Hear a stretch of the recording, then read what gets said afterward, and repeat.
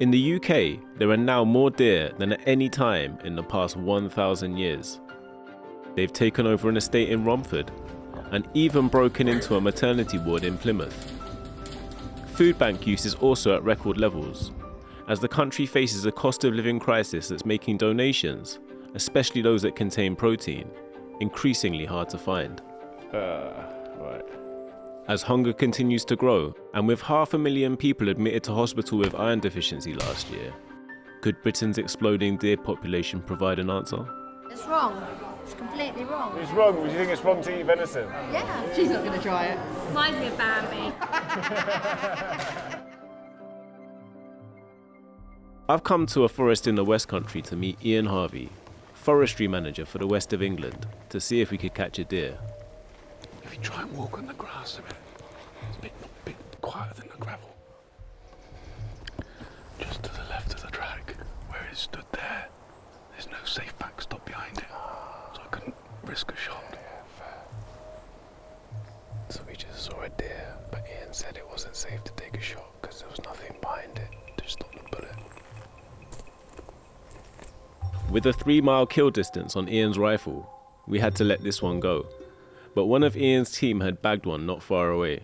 Yeah, so we've just heard one of the team has managed to shoot a deer this morning, a little while ago. So we'll make contact and head over to where he is located and start the processing of that animal. Why do we need to cull the deer in the first place? Why can't we just let them run wild for everyone's enjoyment? At too great a density, they'll start to impact the structure of the woodland by browsing out the understory, feeding on woodland plants, reducing nectar source for insects. If we did get some harsh weather, there'd be the potential for a lot of starving animals. This is a young fallow fawn, so a juvenile animal. She'd have been with her mother. She'd been shot and bled here by my colleague. That's the exit. This is the exit. That's the exit. Right, yeah. So it did go in through the left-hand side, yeah. Right.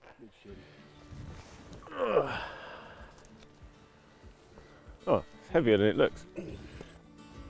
The deer population today is roughly 2 million, and will be 2.4 million next year if left unchecked. Ian and the rest of Britain's deer stalkers need to kill 750,000 animals a year just for the population to stand still. Back at the deer larder, Ian finishes up the increasingly brutal processing of the deer and checks for any sign of disease that would prevent it from entering the human food chain.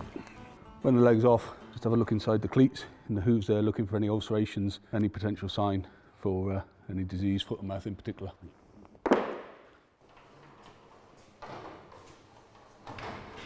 It's quite hard physical work, this. It's not going to get AI'd out of existence, is it? Can't see it. So we've got most of the internal organs now. There's the lungs. Find no sign of any damage. Not smoke, huh?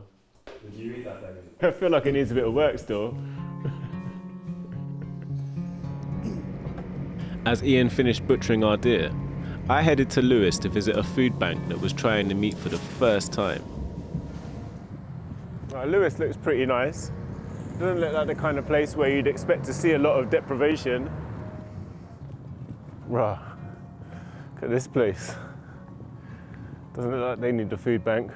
But that's the weird state of the country at the moment, where it feels like there's a food bank almost everywhere you go, and a lot of hidden deprivation.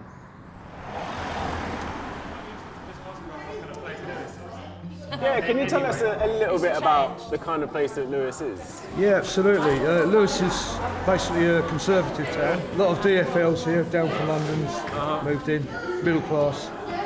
So, yeah, a lot of kids called boys. I'll probably get shunned in Lewes for the rest of my life now. So, all these toy boys have been whipping me, aren't they? Do you mean to say that there's actually kids called Boris in this town? Yeah. And they're actually named after...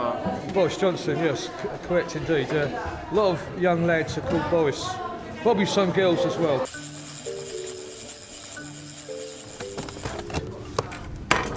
Look at this. So this is the venison? Yes. Wow. 4 of them. 4 big bags. After being vacuum cooked, the wild deer is sent out to food banks as venison bolognese. Unfortunately, definitely. It's Yes, very needed. well, that- You think of a town like Lewis, you know, it's just... But it's everywhere. Yeah, I know. S.J. Hunt runs the Country Food Trust, the organisation that provides the meat to food banks around the country. There's a real issue with deer in this country. Not enough were culled, or very few were culled during COVID, eating their way through the woodland. Any tree that's planted is like another meal for them, and their gestational period is about 7 months, and so they're breeding very, very quickly. We spoke to a couple of people outside when we were on our way in who seemed a little bit hesitant about trying venison. Do you find that there's any difficulty in stimulating demand for what you're producing? We have 100% happy people. I have emails all the time going how wonderful it was. As the venison was being heated, I thought I'd get a sense of whether SJ's optimism was shared by those turning up for the meal. Disgusting. Disgusting. No, it's wrong. It's completely wrong. It's wrong. Do you think it's wrong to eat venison? Yeah. Yeah. What about chicken? Well, deers and that. My daughter, well, animal rights, she went, Yeah. she's not for it. So you're going to go for the veggie option today? Yeah, I think she is as well, so yeah. Do you like venison, Uncle Phil? People think it's like Bambi, but that is Bambi. Unusual, but I think it may work, you know. Yeah, I think you're going to have a lot more vegetarians, Lula, today. A lot of people don't want to try this. Yeah. I understand you're a chef and nutritionist. What nutrients are people most lacking in? It's usually protein, so I end up talking with my clients a lot about eating more protein and more fats, because mainly most people eat a lot of carbohydrates, and the carbohydrates break down in the body as sugar, and then sugar is really negative for our body. So here we go, we're going to eat some venison. Thank you very much. Where do I find knife and fork? All right, thank you. It's venison, yeah. Have you not tried it? You don't eat venison, why not? Yo, I've never tried it before. I've seen it in the supermarket. Yeah, you think? And I thought, yeah, maybe. And then I thought, well, maybe it's a bit too gamey for me. Maybe it's a little bit too strongly flavoured. No idea. Yeah, it's nice, you know. I feel like it's ground up a little bit more finely than I would like. And it could do with maybe a little bit of chili. But it is nice. It's tasty. After hearing from a few people who weren't comfortable with eating a deer, as I tried the venison, I was reminded of a question I'd asked Ian during the hunt.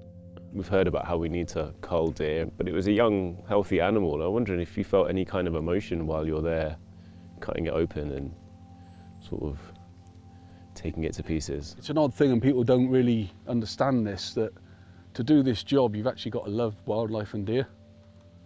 It's a bit of an anathema to people. They think, well, you claim to love deer and yet you're shooting them. Seems like a paradox, yeah. And it does seem like a paradox, and I appreciate that. But if you haven't got that drive to be absolutely fascinated by deer and their movements and their biology and their behaviour and everything like that, the motivation to get out in the morning like we've had this morning when it's cold and it's dark and you've skipped breakfast and you haven't had your coffee and one thing and another is not going to be there. You've really got to love the job and love doing it. And part of that is a real passion for deer. As the community kitchen wrapped up, it seemed clear that a lot of people were put off by the thought of eating a cute baby deer. But I was left wondering what the alternatives were, especially with food banks now so ubiquitous that even a town like Lewis has 3, and with donations dropping, especially those that offer the nutrition people need.